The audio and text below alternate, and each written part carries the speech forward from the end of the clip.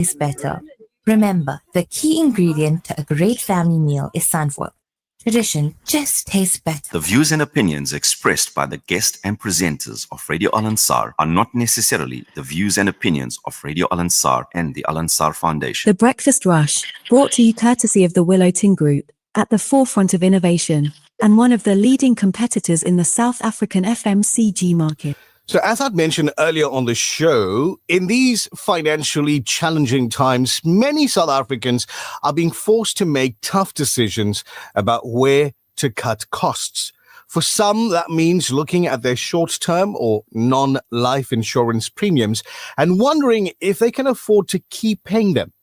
But cancelling your insurance or simply defaulting on a payment can be a dangerous move that might lead to even greater financial hardship if the unexpected occurs. Joining us to unpack this important issue is Sister Thasnim Dawood, Senior Adjudicator at the Non-Life Division of the National Financial Ombud Scheme. Assalamu alaikum to you and welcome to the Breakfast Rush on Radio Al Ansar. Walaikum salam. Thank you so much and thank you for inviting me. It's a pleasure.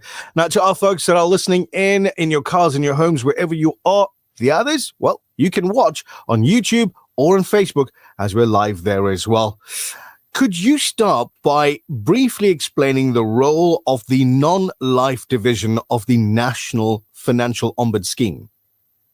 Yeah, so just to put things in perspective, the non-life division of the NFO is the previous or former ombudsman for short-term insurance.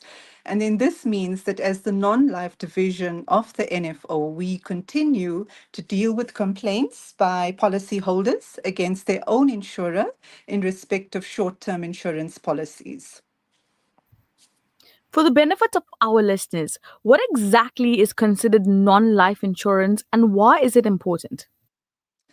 Non-life insurance, or otherwise known as short-term insurance, is cover for a loss which occurs from a once-off, sudden, unforeseen event, and it would usually be a listed event in the policy wording. So I'll give you some examples. It will be, for example, for your motor vehicle, household contents, your home, so the building itself, travel insurance, medical gap cover, cell phone, laptop, and that's just a few. There's many others, but the ones that I listed are usually the ones that we come across at our office.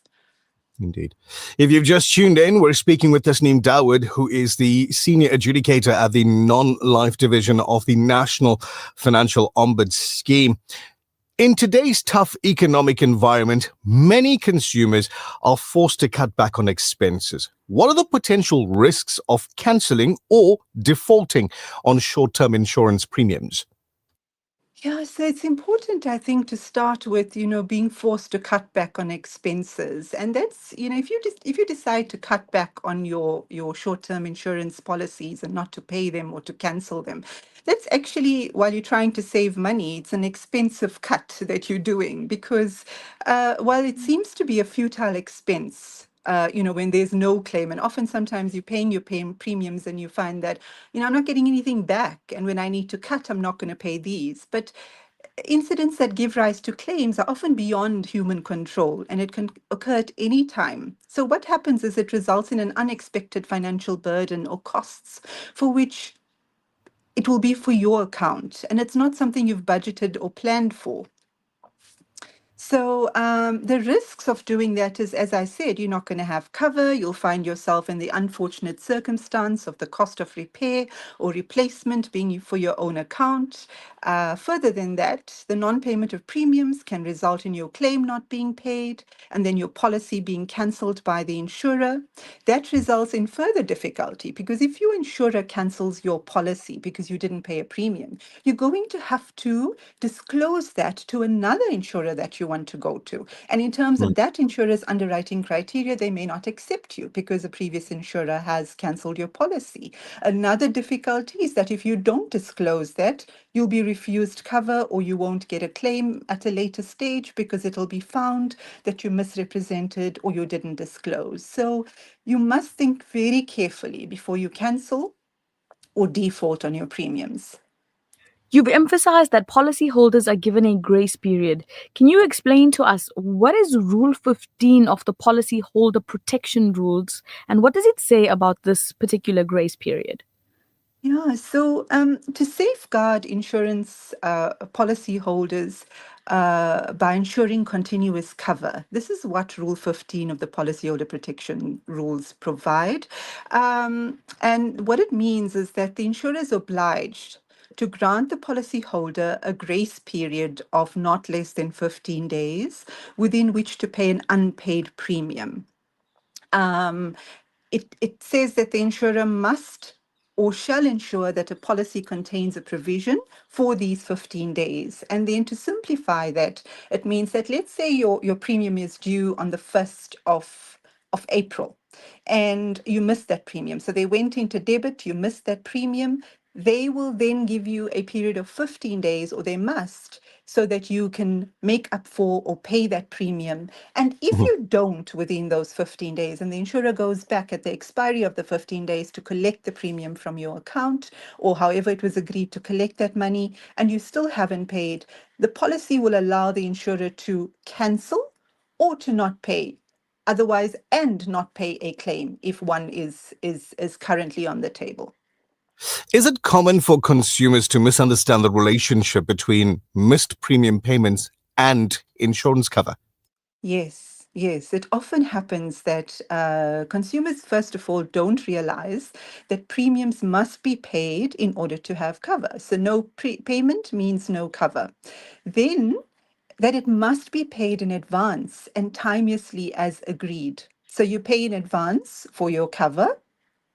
And that the other confusion that arises or misunderstanding is that if the premium is not paid when you were supposed to pay it, and that if you have a claim, it doesn't matter, I can then come and say to you, please, can I pay my premium so that we can, I can have cover. It doesn't work like that. So often there's those misunderstandings, and we get those kinds of complaints that come to us that, I didn't pay my premium when I was supposed to, but after the fact and after my 15 days and whatever, I've then said to the insurer, I now want to pay, and they refuse to take my payment. But so yes, absolutely, it's common for this misunderstanding to arise. Mhm. Now, you've dealt with a recent complaint where a motorist's claim was denied after his policy was cancelled for non payment. Can you walk us through the key issues in this case? Yes. So in this case, the motorist was aggrieved about the cancellation of his policy due to the premium for, in this particular case, it was March 2024, which was unpaid. And the insurer subsequently refused to pay his claim for the accident damage to his vehicle, which had taken place in April 2024. According to the insurer, the complainant's policy was cancelled due to two unsuccessful attempts to collect the premium in March. So remember, we just spoke about Rule 15, so that's what happened here. The first attempt was unsuccessful. They went back. Again, the premium wasn't paid. And this was all done during the grace period, and it was unsuccessful. So the insurer then proceeded to cancel the policy because the policy allowed for it as well. And so the relevance of the premium for March, bearing in mind that the loss was in April, is that the premiums are paid in advance, and the complainant needed to have paid the premium during March to enjoy cover for April. The complainant submitted that he was unaware of the missed payments. So, like we just spoke about the misunderstandings, he said, but I didn't know that I missed my payments. And he then said that he was willing to pay the outstanding premium to have the policy reinstated. And he said that this demonstrated that he was acting in good faith in order to rectify the situation. And what we said in that matter is that, while there's no obligation by the insurer to do so, some insurers go the extra mile and remind the policyholder of the unpaid premiums. So, for example, they'll send an SMS, or they'll telephone you, or they'll send an email. But these are done as a matter of courtesy. So in this case, if the insurer didn't remind the insured, there was no obligation by the insurer. The obligation ultimately, and the onus, still lies with the policyholder to ensure that the premium is paid timeously in order to enjoy cover. So we found that the insurer had demonstrated that it acted in accordance with the policyholder protection rules. So as far as Rule 15 is concerned, and the policy provisions, and we found that the cancellation of the policy resulted in the complainant not enjoying cover for his accident, and we had agreed with the insurer on the rejection of the claim. As the final question this morning, how can consumers lodge a complaint with the NFO if they feel they've been treated unfairly by their insurer? Yes, so you can, while we do encourage consumers to go to the insurer first to try and deal with the dispute, but you don't have to. If you want to complain to our office, you can go to our website, which is www.nfosa.co.za, or you can lodge your complaint with info@nfosa.co.za, or you can call our office, and our number is on our website, and we've got staff who will be willing to assist with any question you have or in terms of our process. Thank you very much for your time this morning, and wish you a wonderful Monday ahead. Thank you. The same to you, and thank you for having me again. Assalamu alaikum. Assalam. Wa alaikum salam. That was Thasnim, Dawood, the senior adjudicator at the non-life division of the National Financial Ombud Scheme, giving you some, call it inside info if you want, maybe. Hopefully, inshallah, she's cleared up a few things for you during this discussion as well. When we come back, we'll tell you what's happening at our set of Vodacom stores. The Breakfast Rush, brought to you courtesy of the Willow Tin Group, at the forefront of innovation, and one of the leading competitors in the South African FM